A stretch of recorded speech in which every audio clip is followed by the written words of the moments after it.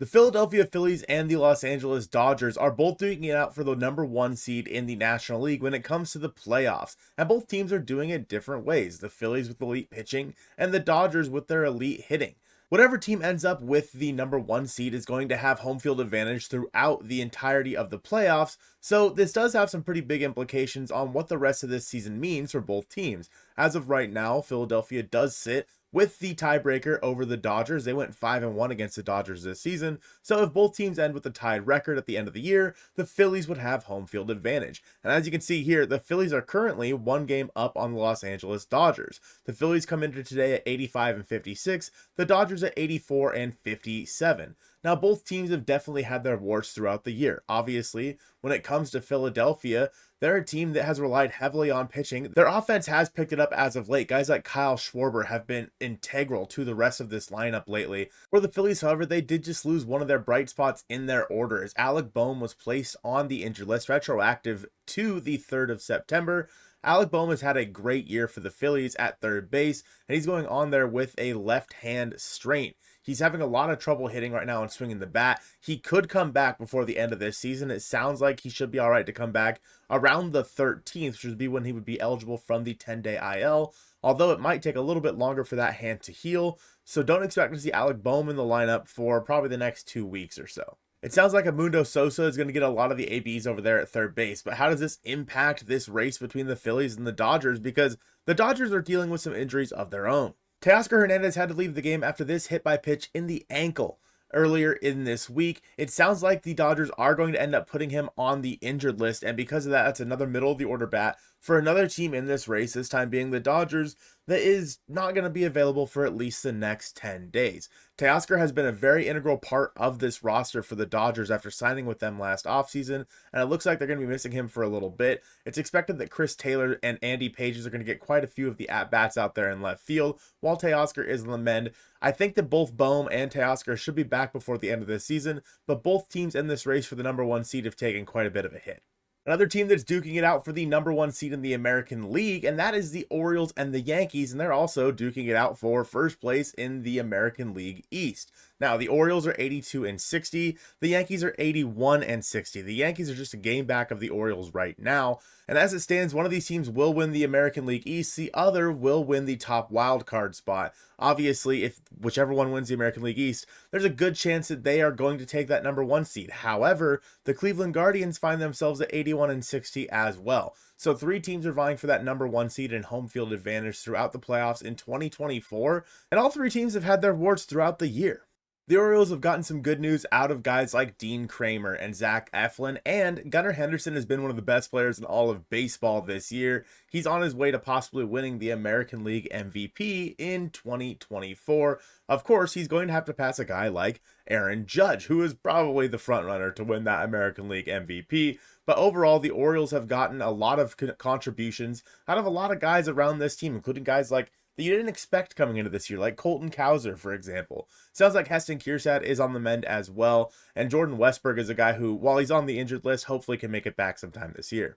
The Orioles and Yankees do have one more series against each other here from September 24th through September 26th, and this one could have massive implications for the playoffs in 2024, because whoever wins that series might just put themselves in position to get that number one seed and win the division in the American League East. So keep an eye on this one as we get closer to the end of the month, but the Orioles are a team that has been pretty hot lately. Steven Kwan's the guy who's had a rough second half of the season, but if they can get him going again, the Guardians are surely to find themselves at the top of that American League Central division. It's been one of the best divisions in all of baseball, and again, with the possibility of taking that number one seed in the American League, they could find themselves with home field advantage throughout all the playoffs.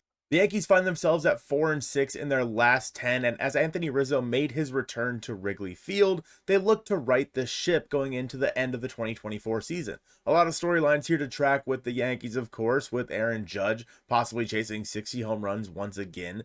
Guys again like Anthony Rizzo making his return to Wrigley Field, so on and so forth. If the Yankees pitching staff can hold up, I know that there was that little injury scare with Garrett Cole earlier on this week. I think that the Yankees might find their way into that top spot, but if I had to make a pick, I'd say the Orioles take the top spot and the number one seed in the American League. And that series coming up at the end of the year is going to have big implications if the two teams do find themselves tied. The Yankees have to sweep the series versus the Orioles to take that tiebreaker from them. Otherwise, the Orioles will hold the tiebreaker over the Yankees. The Yankees are 4-6 versus the Orioles this season. And if it does come down to that last weekend, it's going to be a real interesting time for the AL East and a very interesting time for the American League as a whole, trying to figure out who the heck's going to have home field advantage in the playoffs for the American League. The National League wildcard is getting more interesting as the Mets, on an 8-game winning streak, have caught up to the Atlanta Braves for a wild card spot. Obviously, the Phillies, they have that division locked up. There's pretty much no question about that at this point.